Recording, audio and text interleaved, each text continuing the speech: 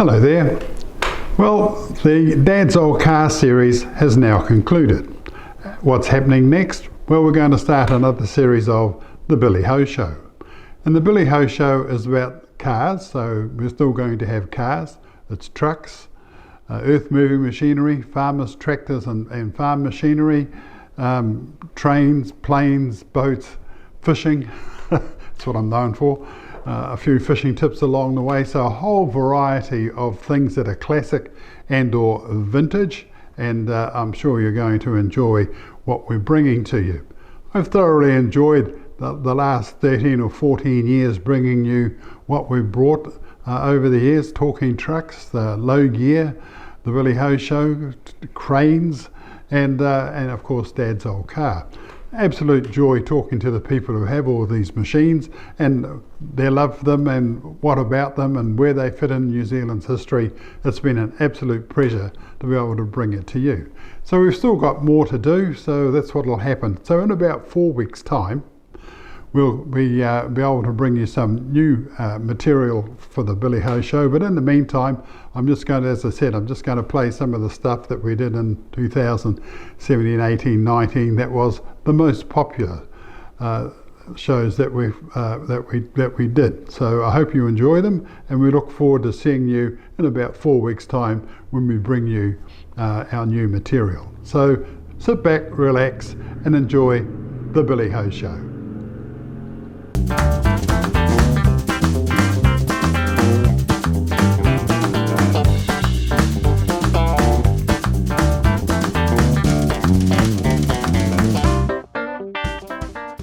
When I was about 10, for Christmas, I got a Meccano set.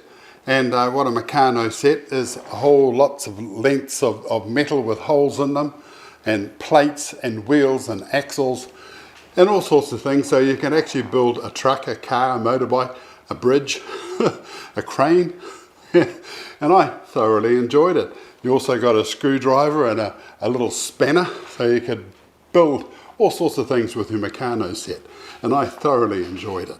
So with me is Mike, and Mike, welcome to our little show. Yes. And you've got a collection of, well, I have to say about 1920 backwards. Yes, yeah. And we'll start off with this model here.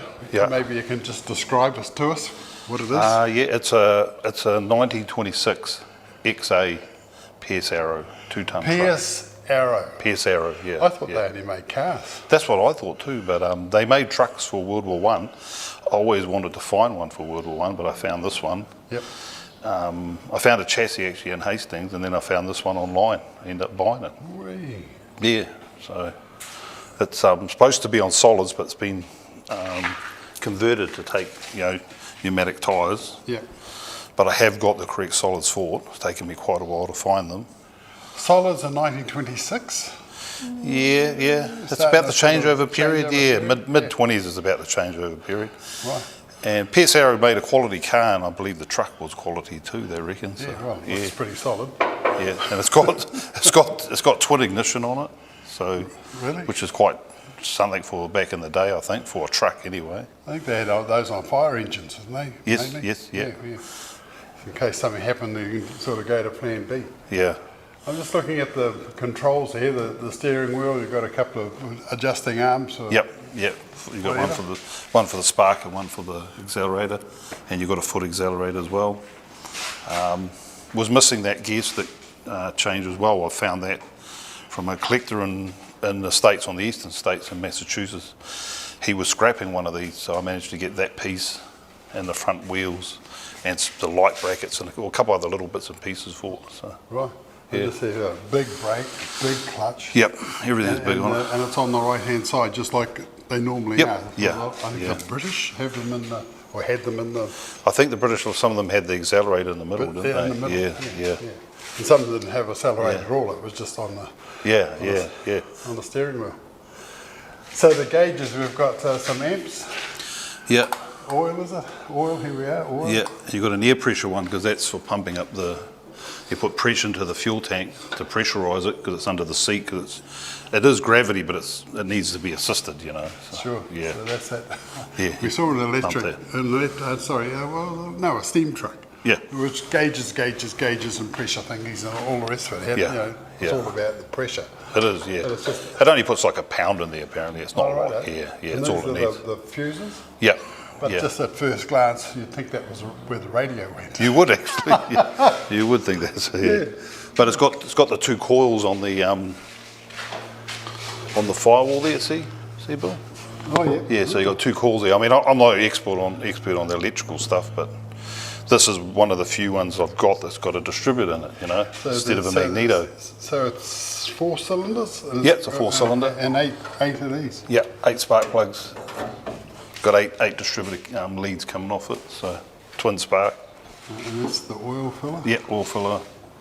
And they even give you a little gauze. The oil must have been really dirty in those days. Everything has a gauze. And it's got an air clean actually. Oh, that's unusual. Yeah. And coming from America, they have a hot and cold start on them. As I was saying, there's a tube that comes through the actual cylinder, you know, through the block, that picks up the heat off here. It's your air cleaner, your intake.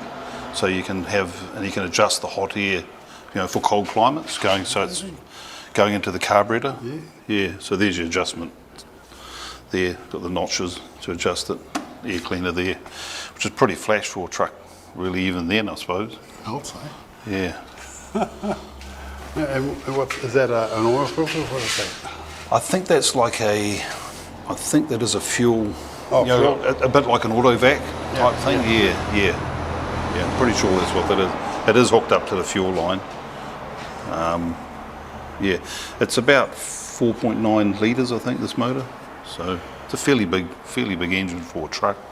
The American ones seem to be more horsepower than the English ones. Yeah. And all the fins like this, the Republic. So that's what I thought this might be. You know, with having all the fins. It's pretty similar to a Republic. Yeah. The fins are just a bit heavier. Yeah. But that was the smallest truck they made, and this is actually the long wheelbase model. They made a short wheelbase model as well. Wow. So you've got eight coming out of that. Yeah. And the material is pretty much what they... Yeah, it's the same. I believe it's the same. I've got spares of these at home. I've only just managed to find these spare caps for this thing from a guy in Chicago who's got one. And it's just a rotor and a cap, just like any other distributor, yeah. So I've got a fully reconditioned one of these, so this will become a spare one. I think I've got 3 of these and a couple of rotors to go for it.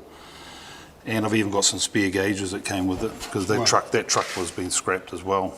He had a spare one, so yeah. There's a few of them in America, and there's a few in Europe, but yeah, they're not that easy to find, I suppose. Yeah.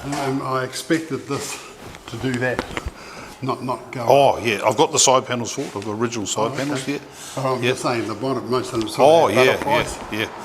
Well, the guys that developed this truck went on to develop the Halford, which is an English truck, had the same sloping bonnet. Oh, okay. They were built for World War One. Wow. Yeah. Mike, there's one of these down in near Riverton, down the bottom of the South Island. Yeah, told me. It's a white. It's got a C cab and a sort of bulletproof lifting device. So the big worm drive thing. Yeah. So this is the same truck, maybe. Yeah. It probably is close. It's a white Model TC 5-ton truck, 1918. This one. And they've got a 45 horsepower engine, and they're chain drive. And this is like I say, is the long wheelbase version. The dump trucks were a bit shorter apparently. They did make a lot of dump trucks white. So yeah, this one come from California. I bought this years ago. Wow.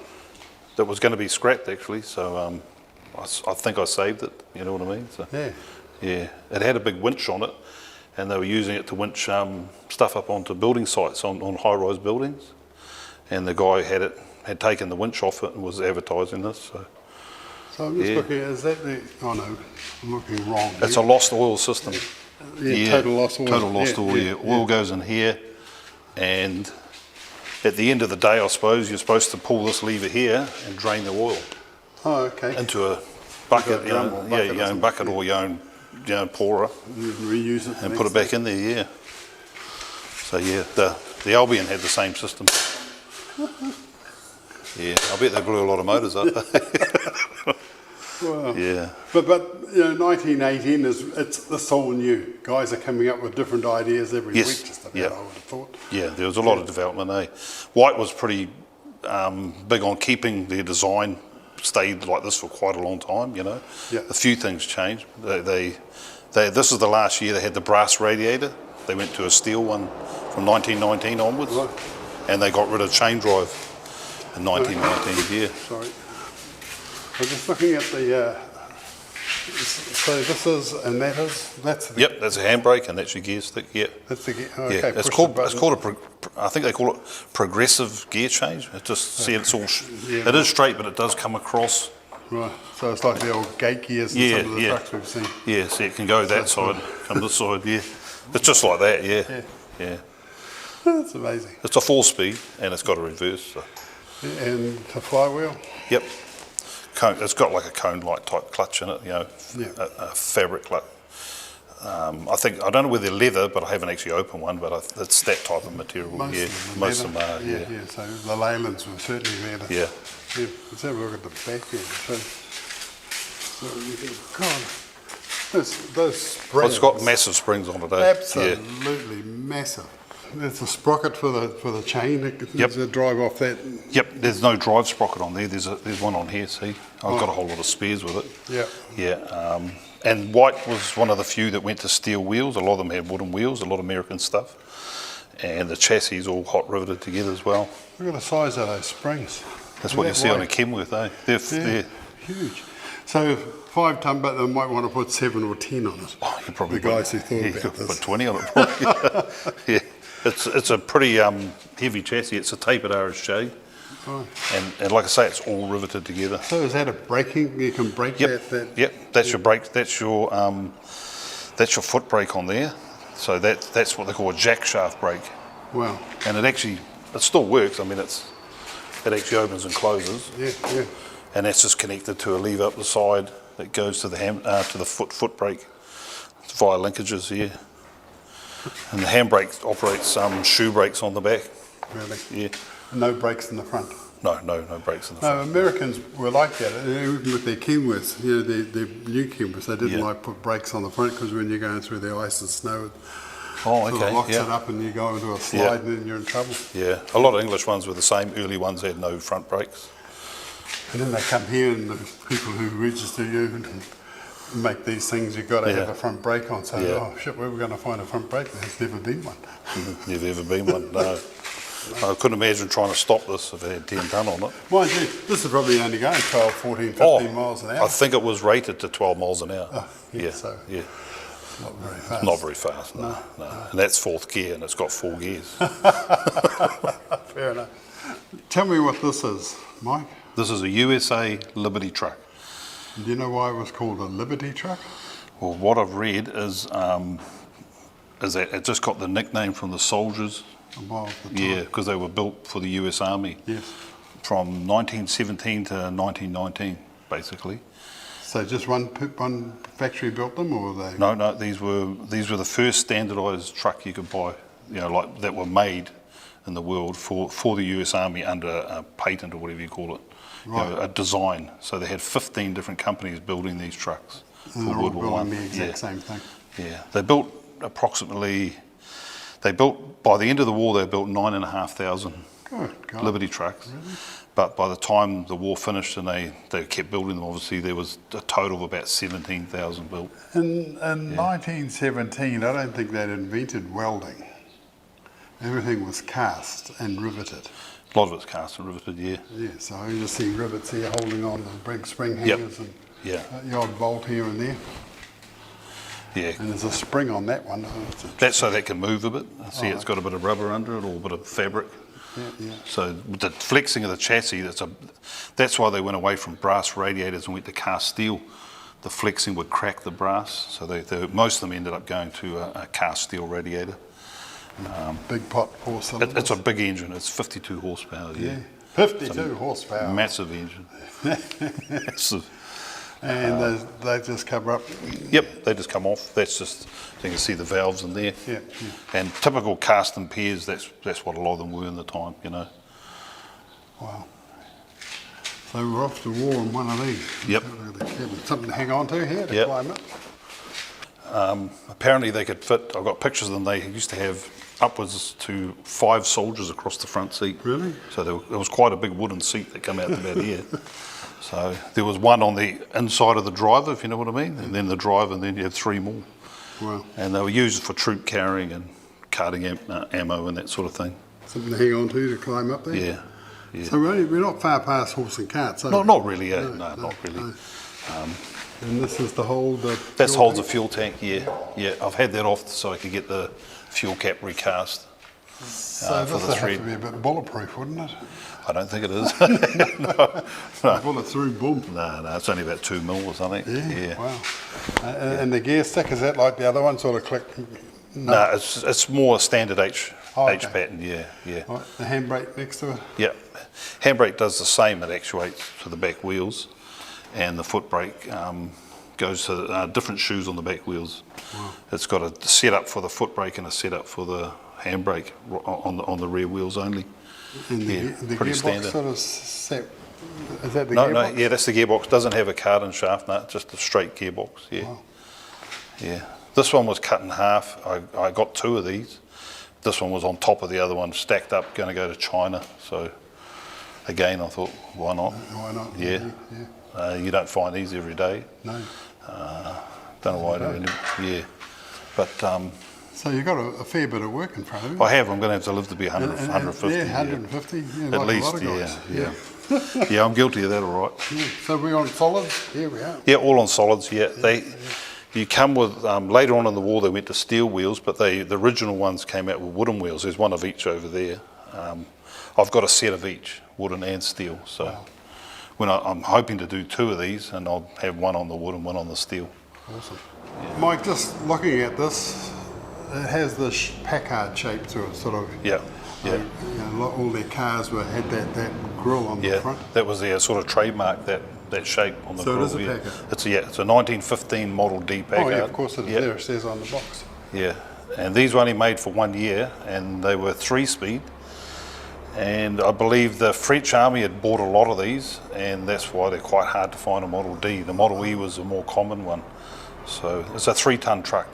Wow. Yeah. And the handbrake and the gear stick are outside? On the outside, yeah. So you're sitting in your seat and there's the gear stick. It's all outside, and yeah. it's a C cab, so you Yeah, they call it outboard. Oh, yeah, okay. They call it outboard when it's there. Right. That's a Model E engine up there, sitting on the back. Yep. And see, it's got the gear stick in the normal place. So that'll be from 1916 onwards, yeah. Wow. I'm just looking at this wheel, how it's sort of wood and steel. Yeah, wooden spoke, and it's got a hubbo on it, this one here. Really? It's got a, so you know when to do an oil change, and yeah. The Liberty trucks had hubbos as well. Right. Yeah, it's quite common for the... And these actually came out with electric lights. You've got a generator there. Yep. It's got a fancy name on it, Bajur or something, a generator system, made for Packard, I believe. I haven't got the electric lights, I've only got oil lights for it. But it's a 32 horsepower engine. The binnacle, that looks like it's come out of a 1960-61 ergomatic Leyland. I haven't seen a complete one, but it's something to do with the light switches. It has indicator lights on the side of it, and there's 3 levers up there, and I know one's for spark and one's for the throttle, but I think the spark one's been separated. You've got the retard and an advanced. So you can really tune it. So you can really tune it up, I suppose, yeah. I haven't worked out why that's on there. And I see the brake, clutch, accelerator, 1, 2, 3. Yeah, 1, 2, 3, yeah. That's amazing. Little taps, little. Yeah, those are little winding oil greases to wind grease into your thrust bearing. Oh, okay. You wind that, and that puts grease into the thrust bearing there. It's a multi-plate clutch. Yeah, so it's a whole lot of plates, and it has a bearing at the end. Yeah, and that keeps the oil going. Yeah, you just will give that a turn every day, I suppose. Yeah. But I have got the big brass radiator for it, but like I said, I've taken it off because it's just I can't afford to get it damaged. It's worth more than the truck. Sure. That's unbelievable. So this is 1915 and 19. the technology starting Yep. to sort of get ahead of itself. Yeah, yeah. So, sort of. They've still got wooden wheels, obviously, but they're starting to get electric lights, and these were being an upmarket truck. That was probably one of their sales gimmicks. You know, Yeah, yeah. you had electric lights. Decent set of springs there. Yeah, it's a long wheelbase model. It's very long. There's about 6 feet missing off the back of it. And it goes all the way back here. Yep, Yeah. all the way back here. Is that a planetary diff? Yep. Yeah. God. And from there is apparently another roughly 6 feet of chassis goes out the back. Really? Yeah, so it's a very long chassis. We're right back here to About the there, end of yep, the truck. that's where it's supposed to go to, yeah. Good. And they all cut them off behind the rear spring hanger mounts. I don't know why. This one's got a piece of railway iron welded into the back of it. But it would have worked hard on a farm, I'd say. Yeah, and it's run by a diff. So that'll be one of the first. Well, when did the diff? I think, well, the worm drive diff, I believe, was Dennis Brothers, Oh, I think, okay. invented it or Yeah, patented it. Yeah. Wow. It's got massive hubs on it. Yeah, That's the way you can identify them, is the hubs are just so huge on them, eh? Amazing. Amazing. Yeah. Oh, well, I see you've got a Rio parked outside. Can we go and have a look at that? Yes, you know, with Excellent. the rear, yeah. There you go, folks. This is absolutely history. Not particularly New Zealand history, but it's still world history of trucks right here. Melbourne Lime, every time. Melbourne Lime, available all over the Southland district and beyond. Top grade lime that's been available year after year.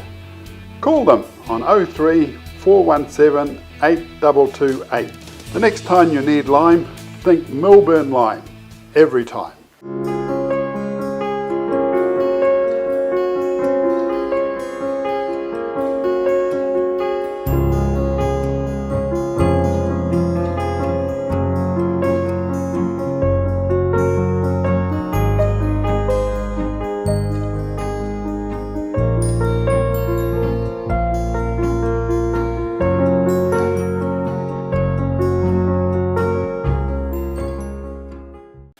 What we've got here, folks, is a Rio, and you might remember the show we did with Calvin Shedaway, and his father bought one of these brand new in Auckland, and they took it home and worked the hell out of it.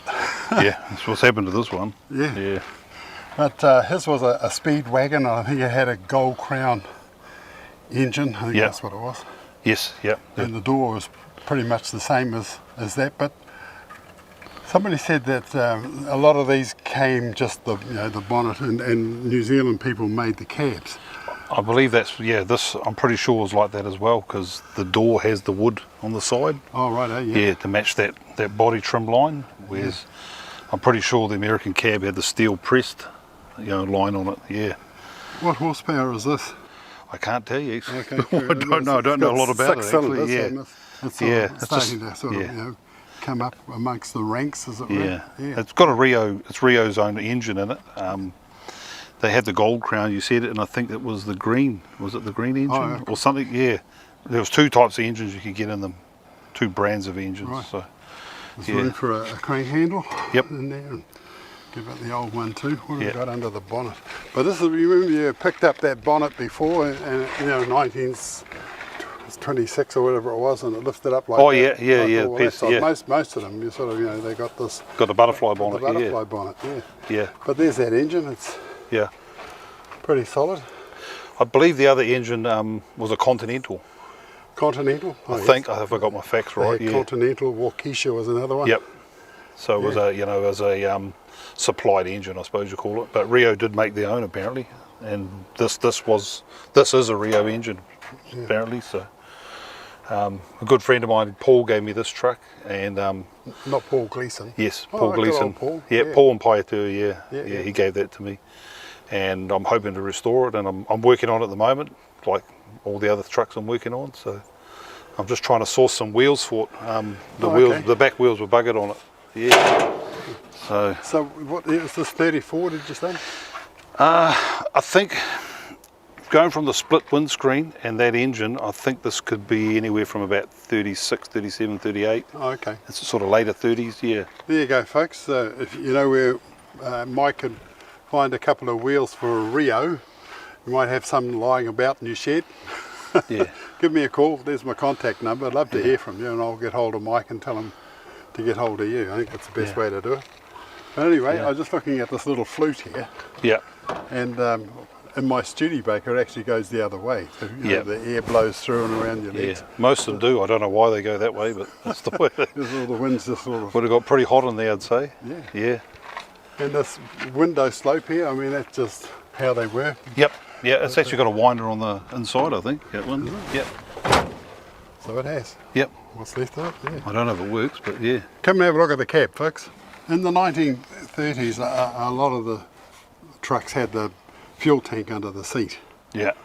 And in the 1930s, everybody and his dog smoked cigarettes.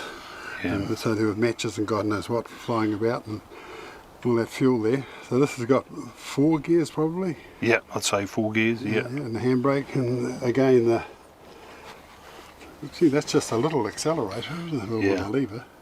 But a nice, look at this, lovely glass, behind the glass, instruments, dials, the speedo. This is what I do, 40 miles an hour. Yep, max, I reckon. Yeah. It was a Speed Wagon, apparently they would do about 40, a little bit more than 30, yeah. Which apparently most of them done 30. Yes. But these will do a little bit more. And leather seats. Yeah, and even the seat even goes up. Like, I don't know why it puts stuff behind it. Your prodder, your cow prodder in behind it, or a rifle or something. Got little wooden pockets made into it, and little storage pockets. Yeah, they thought of things with it. And it's A light, interior light, yep. glove box, ashtray, everything. Everything a truck driver could need. Yep. Absolutely. Yeah, a lot more modern than the other ones, that's for sure. Excellent. Mike, Yeah. this looks like a Leyland something. I seem to remember the boys down in Apotiki, the Wheeler boys. Yeah. I think they've got a bus that looks like this. Yeah, I haven't seen it, but yeah, is that 2-axle or 3-axle? Just the 2-axle 2-axle, bus, yeah. This is the 3-axle Leyland Cub. This one's 1936. This is another one that Paul gave me. Oh, yes. Yeah, and it was originally a stock truck in Masterton, apparently. There's a story all on the side of it. Yeah, the history of it. Triple deck crate in 1930. Yeah, Triple there you deck. go. Wow, that's flashed. Yeah. Well, it's just that, at that time you didn't see too many dual axles at the back. Yeah. Being driven with through the one and into the next. Sort of a bit like the GMC almost. Yeah. But a lot of trucks just had they just put a lazy axle in the back just to take a bit more weight. Yeah, I believe there wasn't many of these brought into the country. There's one in the Richardson's Museum that I know of, and this one, and I don't know whether there's any others. Well, but just look at this diff arrangement. It's just amazing. That's a very complicated, I suppose, diff. Main shaft into that one and then another shaft into the back one. Yeah, yeah. Mind you, well, I'm not sure what horsepower it would be, but probably 60, 80, something around about there. Yeah, I honestly can't tell you myself. I'm sure this will help, sort of getting up a few hills, a little bit extra drive. Yep. Perhaps, yeah. Perhaps, there was a man called Lockie Griffin, and Lockie Griffin had Governor's Bay Transport. Yeah. And he had commas and internationals and Leylands. Yeah. And he said to me, sort of winding up those hills at 2 miles an hour, and you get almost to the top, and you have to go into first, and you just wound your way around the hills down there. It was just awful. He said, it just took forever. Yeah. And then he with his exhaust pipe, he cut his exhaust pipe off and put a little butterfly in there so he could cut the exhaust off. And he said that got him home 15 minutes earlier. Just that, yeah. Yeah, just with an exhaust brake. And he said, he said, I never thought I'd see the day when trucks would be going up hills changing up. Oh, yeah. I bet you said that, yeah. Yeah. It's just amazing. Excellent. Yeah, well, this was a stock truck. You can imagine how hard this thing worked. Yeah, absolutely. It And would all have the worked really crap hard. coming down and running into it. Yeah. And good for the- amazing it survived. It's very light in the, see where the axles come out? Yes. Very light there.